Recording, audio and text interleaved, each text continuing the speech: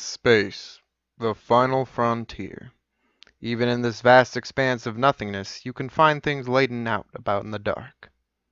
Not that. God, that's not even close to what I meant. Stars, floating balls of igniting gas that all have their own sorts of end. To be quite honest, though, it's really depressing to think about. Some stars are considered low mass when they have about half the mass of the Sun. High mass stars possess a much greater mass. Objects with too much mass become black holes, which explains why Amy Schumer's comedy routines are devoid of anything. Both stars begin with the production of large clouds of gas, those of which up and collapse from the gravity of the situation.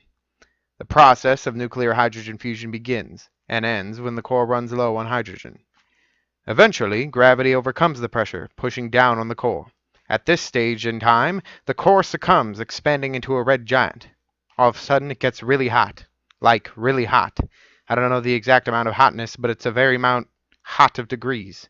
Then it becomes a red giant again. It eventually becomes a white dwarf, the remnants of the carbon core. The moral of the story is that change is inevitable and that you'll still explode at the end of the day. Now, onto high mass stars.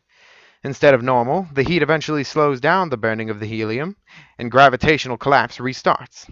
Instead, the core burns away the heavier elements. Slowly, the heavy elements burn away one by one. The core starts to burn away in layers, like an onion, or like an ogre.